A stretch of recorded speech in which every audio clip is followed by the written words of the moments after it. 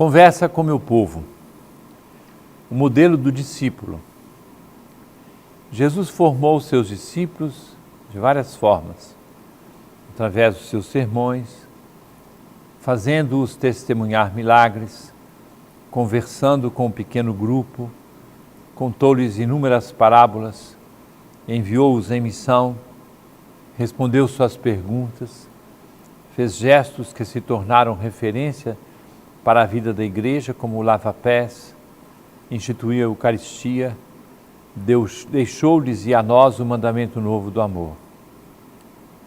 Sobre a pedra que escolheu, Simão Pedro, malgrado todos os limites daquele homem, edificou sua igreja, contra a qual as forças do inferno não podem prevalecer. Depois de 3 anúncios de sua paixão, morte e ressurreição, vendo que os discípulos precisavam crescer na compreensão de seu mistério, fez com eles uma espécie de escola itinerante, descendo da Galiléia pelo percurso do Jordão, para alcançar a subida para Jerusalém, quando se desencadearam os acontecimentos finais que marcaram o novo começo. Olhando à distância, temos a impressão de que muitas interrogações povoavam a mente dos discípulos, colocando-os muitas vezes em crise. Passando por Jericó, imaginamos seus amigos quase engolindo com os olhos, tentando entender mais, quando Jesus acolhe um homem de nome Bartimeu, morador de Jericó, cego e mendigo. Parece-me conhecer justamente o modelo do discípulo, justamente de onde não se poderia esperar muito. Jesus passa por Jericó como um missionário itinerante. Sabemos que na mesma cidade encontrou Zaqueu, o publicano que o acolheu e viu a salvação entrar em sua casa e em sua vida. É bom saber que ele tem um olhar perspicaz e um coração acolhedor para pobres e ricos, pequenos e grandes.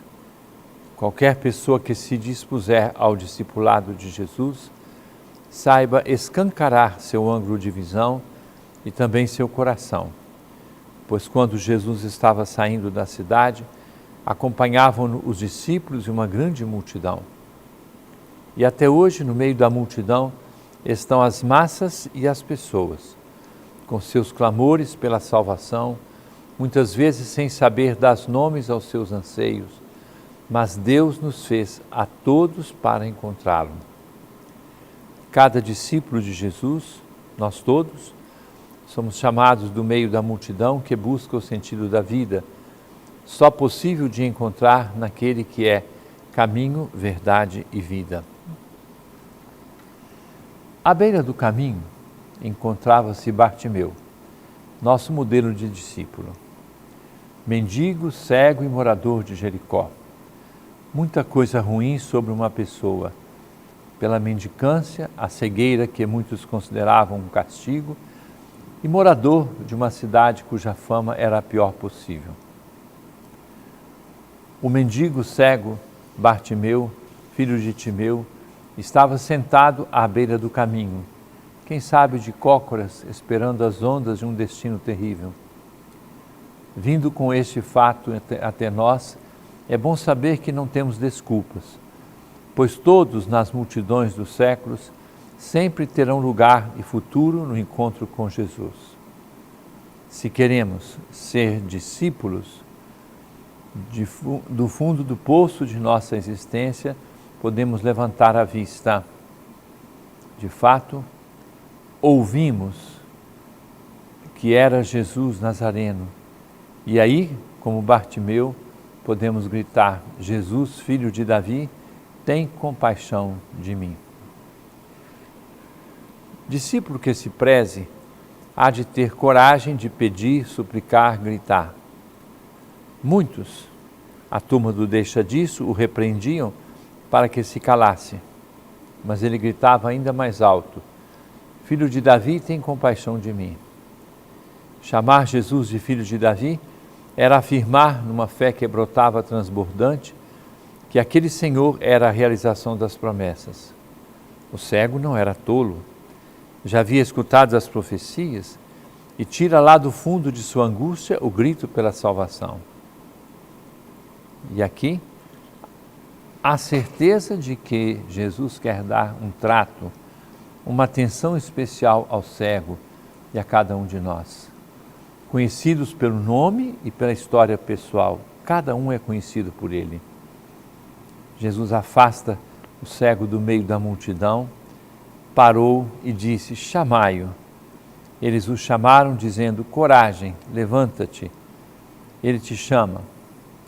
Quando fomos batizados, a pronúncia de nosso nome foi a proclamação de que somos tirados do meio da multidão para sermos tratados como filhos de Deus, homens novos como o outro Cristo, na força do Espírito Santo. Deus não tem medo de nossos gritos, acolhe nossas esperanças, vai ao encontro de nossas origens, tantas vezes carregadas de traumas, olha para a nossa pobreza material e espiritual, não nos julga nem condena por passos errados que tenhamos dado.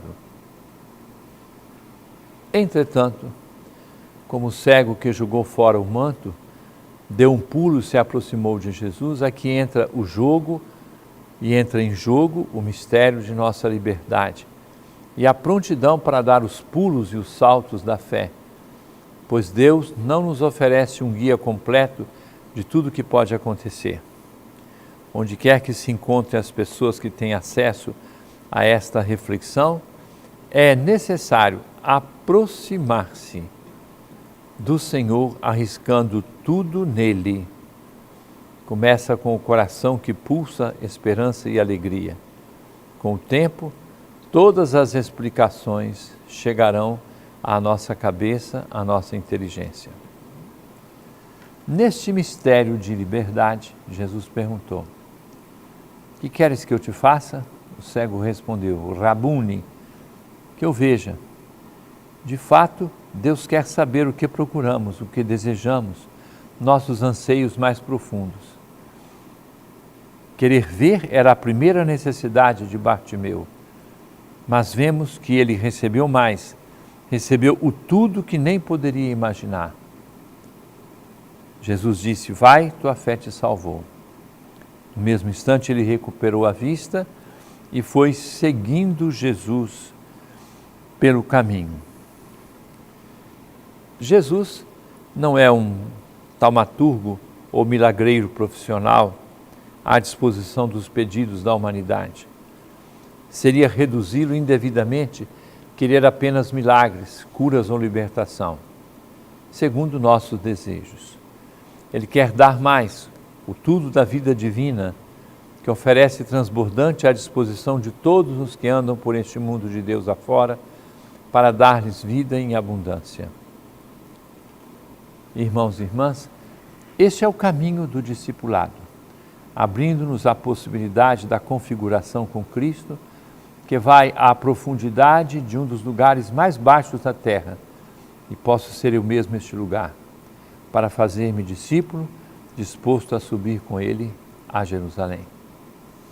Irmãos e irmãs, permaneçam conosco, daqui a pouco estamos de volta para as perguntas, o diálogo que queremos entabular. Conversa com meu povo.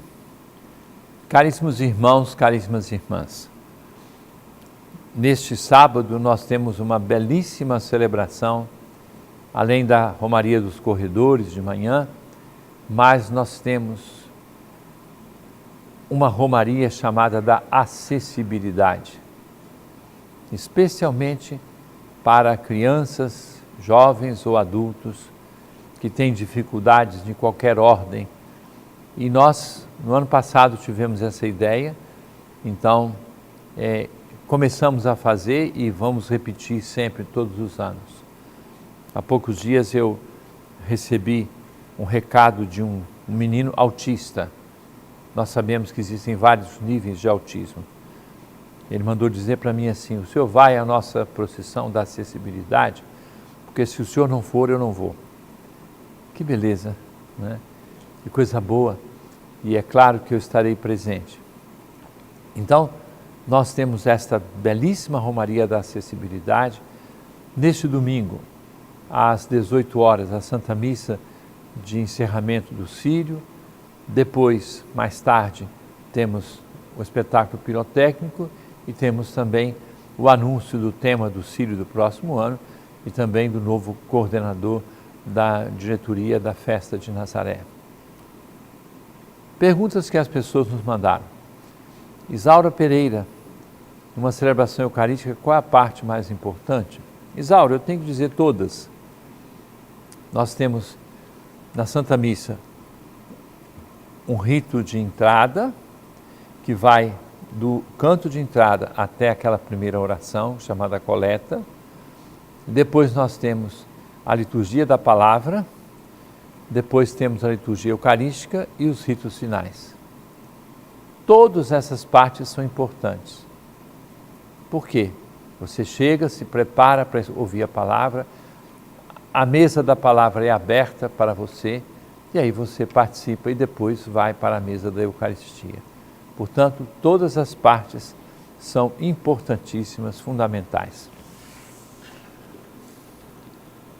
Pergunta de Carlos Castro, que se liga um pouco à pergunta anterior. Se chegarmos atrasados a uma missa, ela perde a validade? Não, a missa não perde a validade se você está lá ou não está. A missa vale por ser missa. Então tem o padre e o bispo que estão presidindo, tem a comunidade reunida. Agora, quando você fala perder a validade, quer dizer, eu cumprir o dever de participar da missa, eu faço apenas um exemplo. De repente você vê, e quantas vezes já me aconteceu, ver uma mãe que chega com a criança um pouco esbaforida, atrasada, porque demorou a criança sair. Meu Deus do céu, ela estava fazendo a sua missa já, arrumando as crianças ou a criança para chegar à igreja. Outra história é a pessoa que ficou lá, refatelada ali num sofá assistindo alguma coisa e se atrasa para ir à missa. Então você percebe que há uma diferença, não é? A missa inteira, do sinal da cruz até a bênção final, esse é o nosso dever, o nosso compromisso e a nossa honra de cada domingo. Pergunta de Simine Almeida, de Belém. Se durante a comunhão a hóstia cai no chão, como deve ser a atitude do sacerdote? Eu já fiz o que falo agora muitas vezes, ensino aos padres e aos diáconos. Se a hóstia caiu, a gente apanha a hóstia e eu normalmente ponho na minha boca e comungo aquela hóstia que caiu no chão, né? É claro, é o respeito pela hóstia consagrada, que é corpo, sangue, alma, divindade de nosso Senhor Jesus Cristo. Então, essa é a atitude do padre. Em alguma circunstância, o padre pode depois tomar a hóstia e colocar numa vasilha de água até que se dissolva, porque há circunstâncias um pouco delicadas com relação à higiene e à saúde, isso pode acontecer também. Pergunta de Juliana Lima. Existe alguma postura para receber a Eucaristia? Como proceder para os que comungam de joelhos? Existe uma norma na igreja que diz assim: quem escolhe a forma de comungar é o comungante.